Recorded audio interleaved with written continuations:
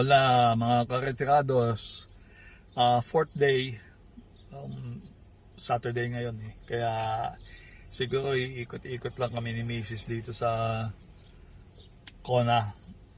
Maghahanap lang ng mga farmers market, mga shopping center at saka kung ano-ano pang pwedeng pasyalan. Bukas kasi long day kami sa Hilo, kaya muna kami dito, relax muna, maghanap ng masarap na kainan. Alam nyo, ka fourth day na wala pa kaming makitang Filipino restaurant dito eh, walang mabila ng halo-halo.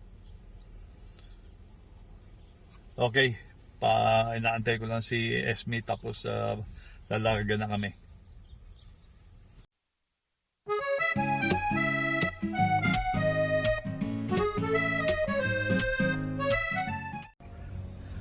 Hindi na kami natuloy kanina sa sa hiking trail. Ang haba pala nun, mga 2 oras.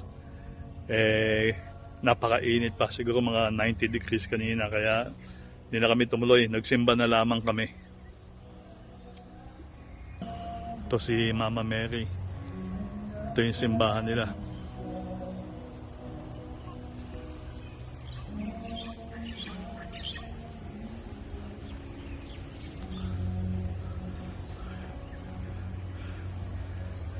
St. Michael Archangel.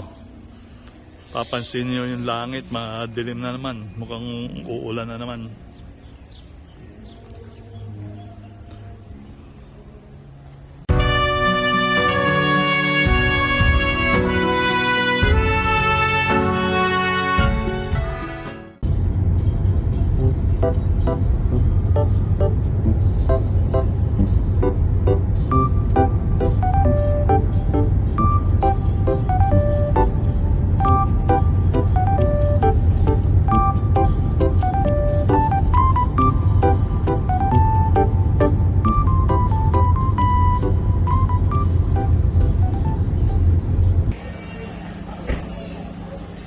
Fifth day, so bumiyahe kami papuntang Hilo.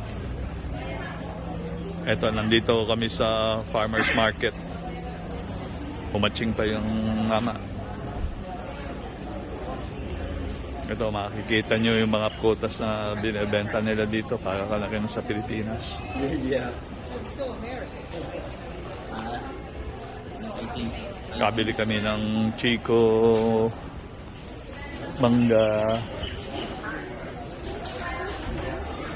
lansones, as usual mangustin.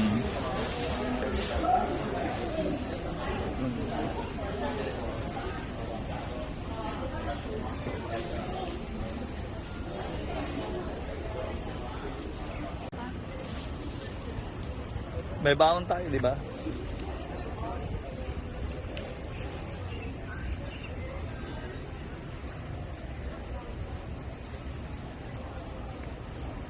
Tayo sa kabila.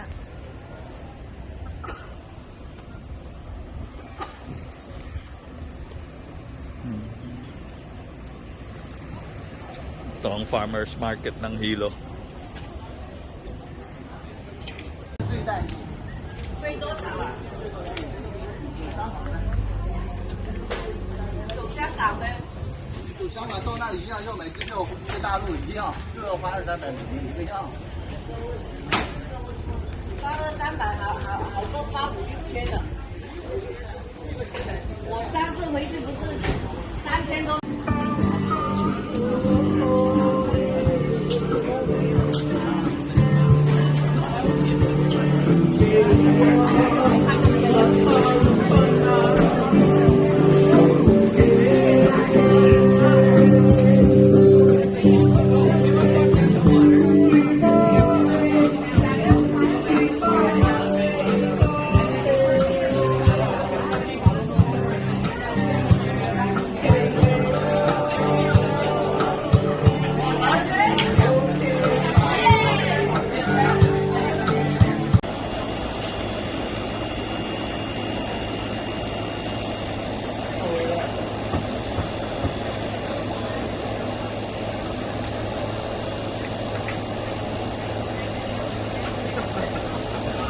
人气量啊 Yeah.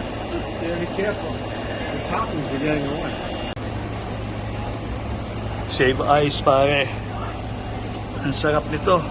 Lalo na pagka ganitong mainit dito. Ang laki. Coconut.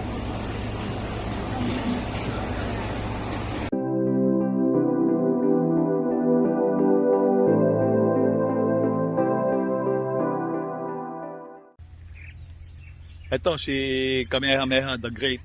Kung nanonood kayo ng Hawaii 5-0, ayan ang madalas pinapakita. Si Pare Koy. Galing yan.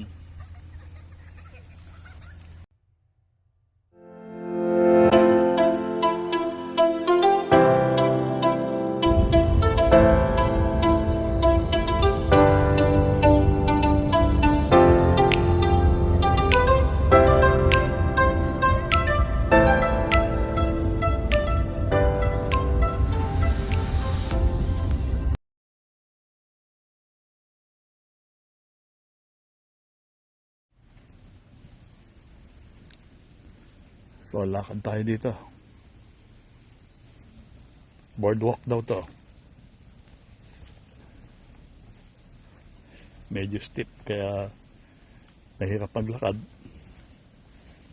Butin lang, di umuulan, kundi madulas.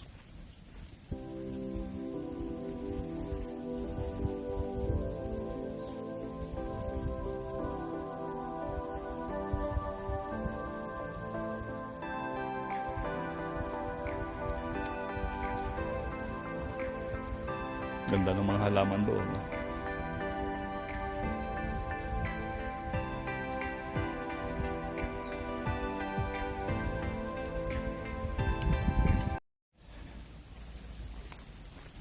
Pababa talaga itong boardwalk.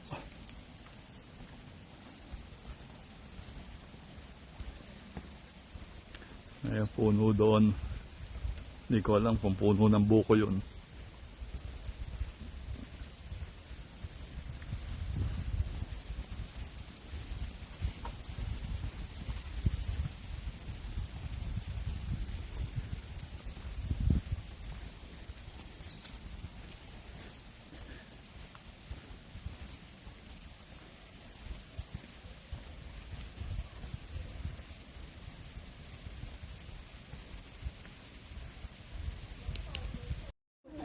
Okay. Narating din natin yung dulo. Layo-layo din yun, ha.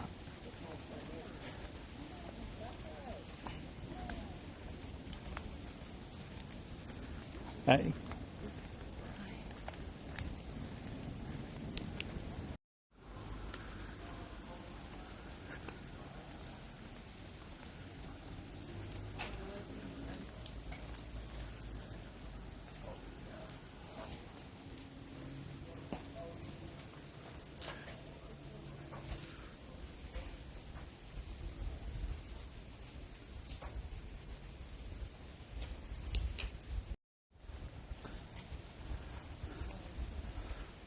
Ito, pupula.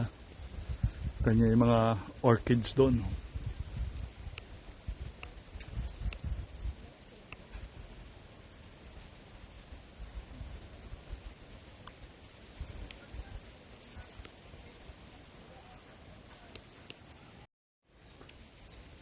Papunta daw sa waterfall.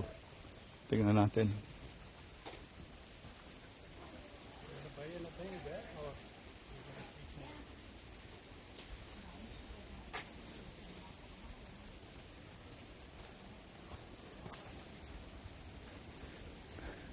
Pababa na naman.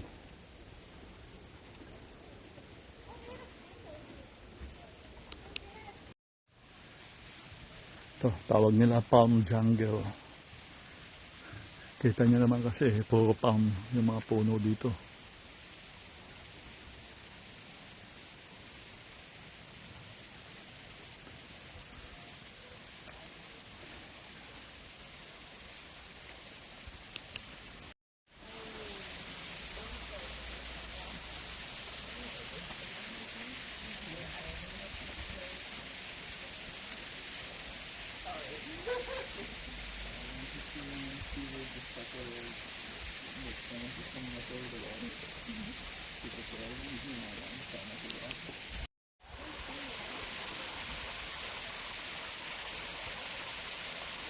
Ito yung waterfall.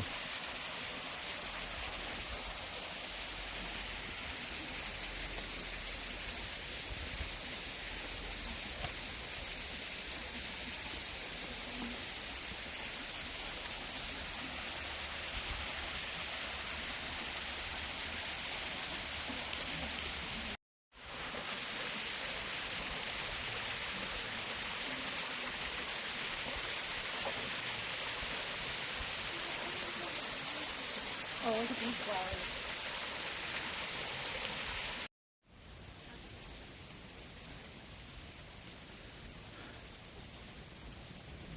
Heliconia Trail.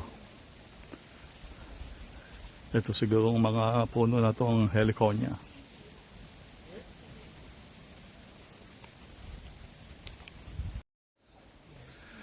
Ito parang puno ng saging pero hindi saging ang tumubo.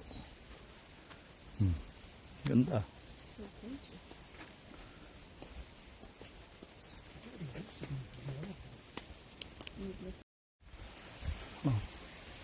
Puno ng kawayan. Diyan daw nakatira si Tarzan.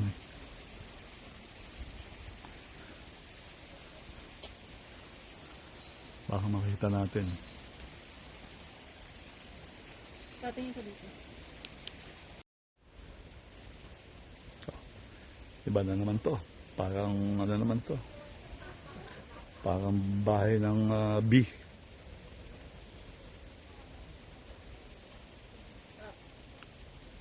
Yep.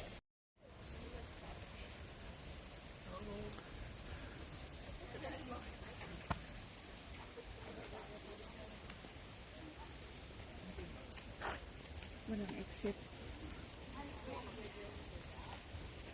Orchids. That one. Gumamela. Look at this. It's like grapes.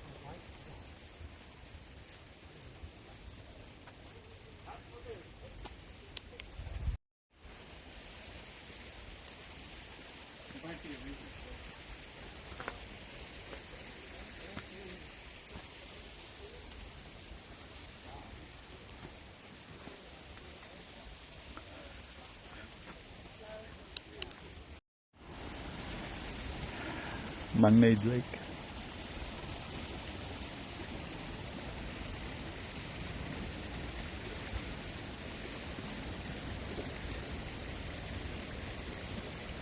Nilagyan nila ng goldfish.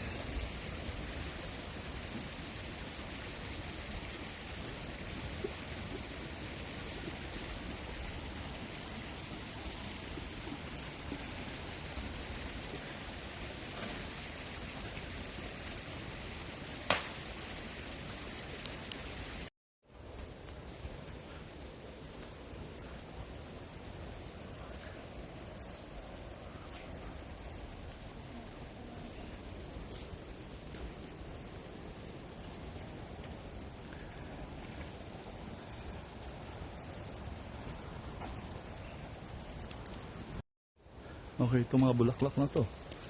Parang mais.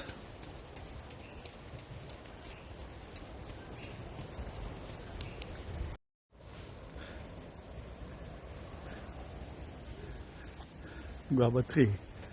Wala akong makita.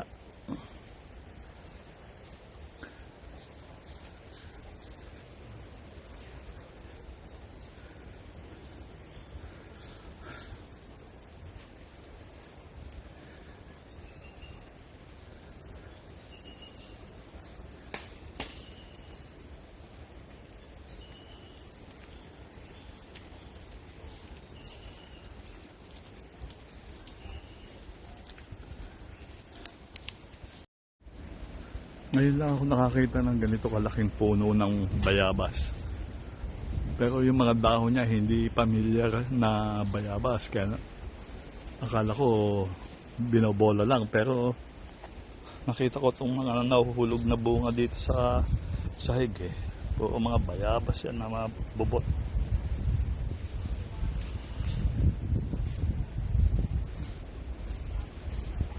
Laki. Gahanap ako nung para sa tirador eh. Wala akong makita.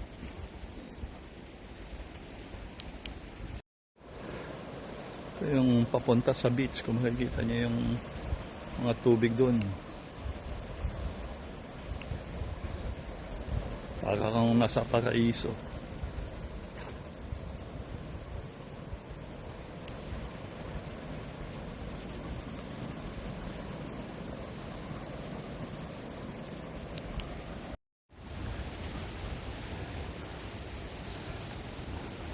Ocean Vista Trail.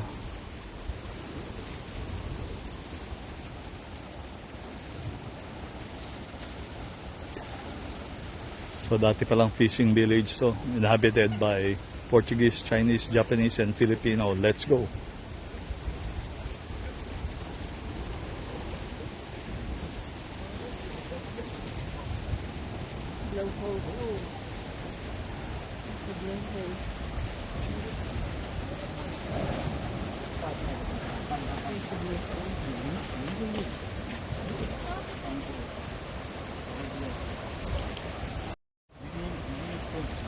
Yung tinatawag nilang Twin Rock. Kambal na bato.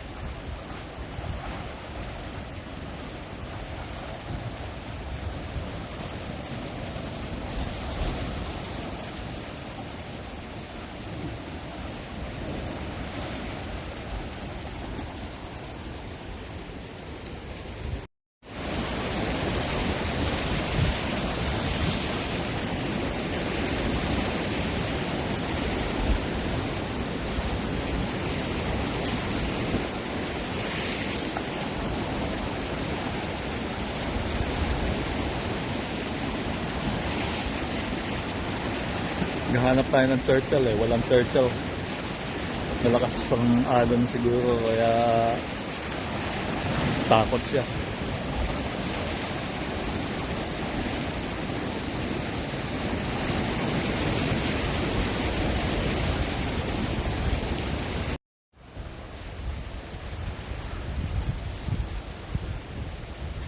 Twin Rocks. Kambal na bato. Ayun sila.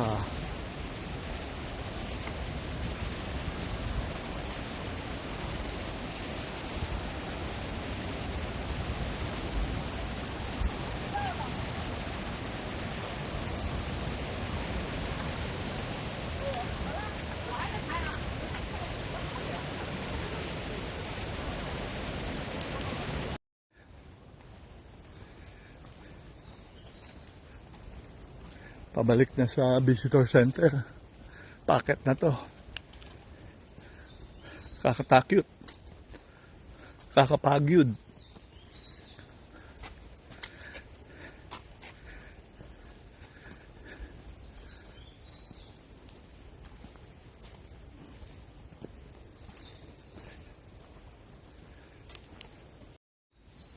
To, boardwalk return. Huling biyahe. Paakyat papunta sa visitor center. Medyo matarik ito kaya doon na tayo magkita sa taas para hindi nyo makita yung paghihingal ko. Okay.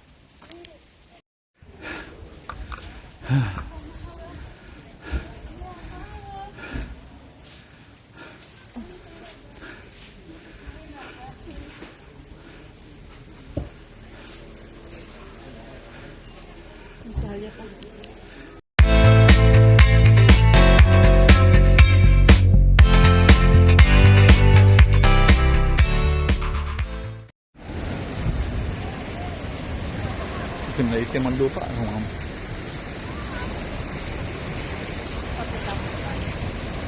Ha?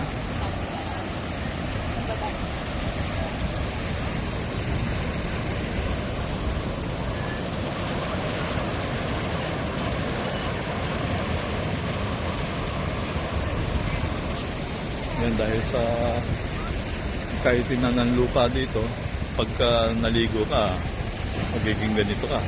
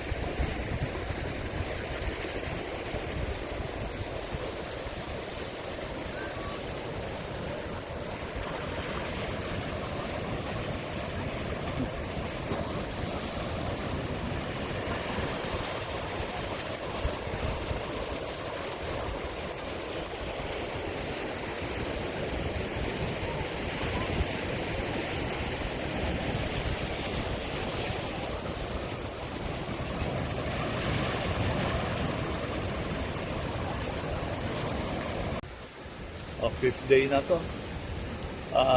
Dito muna kami sa beach para mag-relax ngayong araw na to. Ito, tingnan nyo.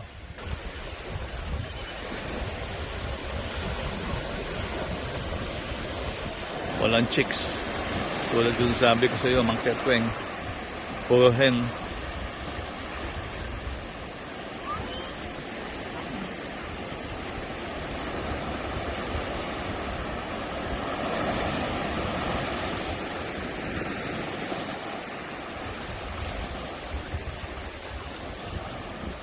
Dito tayo magre-relax buong araw.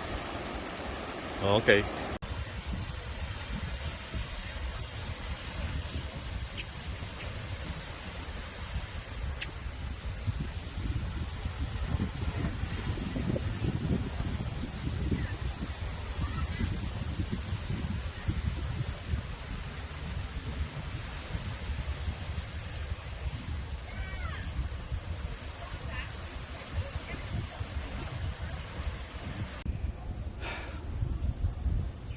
Pagkagaling sa beach, daan muna dito sa bagong mall to. Bagong gawa lang kaya marami pang mga bakanting tindahan. Walang masarap kainan dito.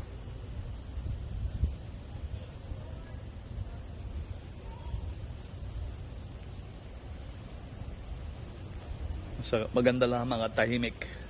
Makakatulog ako dito habang nag-aantay kay Nelia.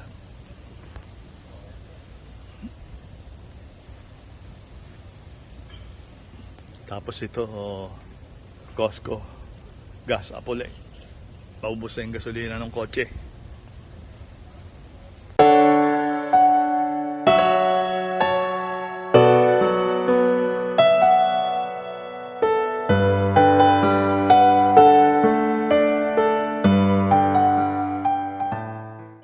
No. 7 years, so I was here a month a year, Yeah. 7 years. You don't mind taking No. videos, No. right? And I've got a very short history lesson if you want, Sure. Okay. and you can have a seat for that if you'd like. I have a tendency of going on and on, so I'll try to make it kind of quick.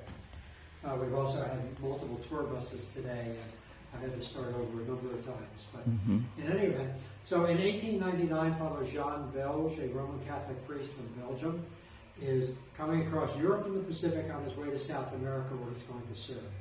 He gets as far as Honolulu and he gets stuck because they've closed all the shipping lanes going into South America.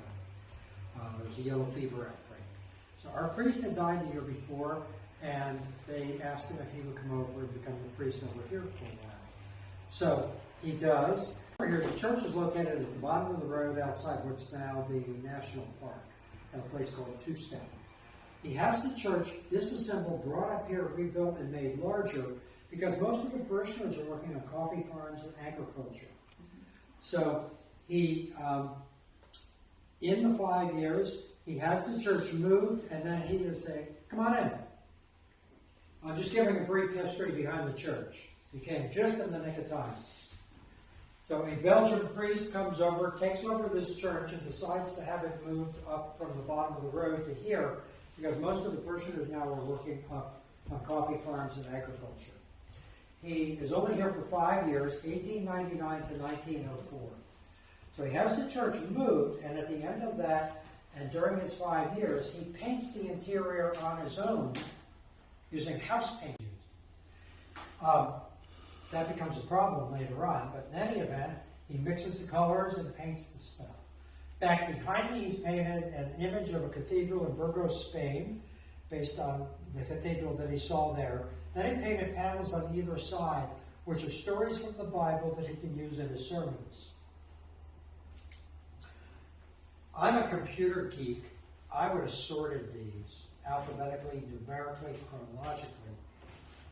He painted these and came up with the idea, good versus evil, God versus the devil. So, and the reason he did these stories is because we have people from Japan, China, Micronesia, Macaronesia, Polynesia, North America, South America, Australia, New Zealand. We have Belgium, we have even Belgium.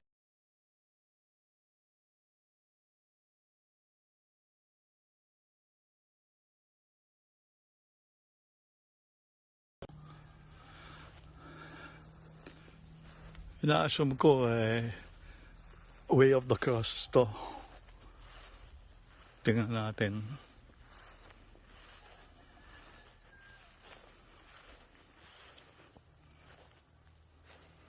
First fall.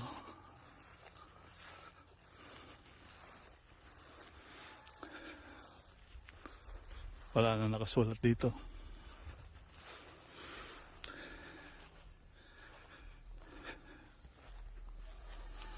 Simon of Cyrene.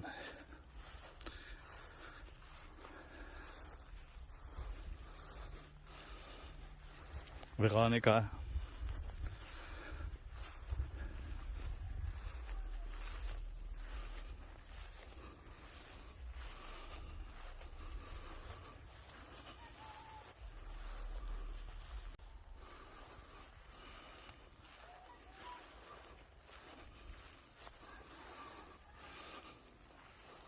Third fall.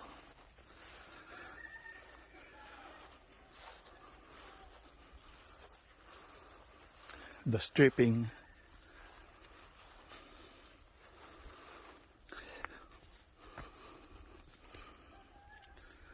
The nailing.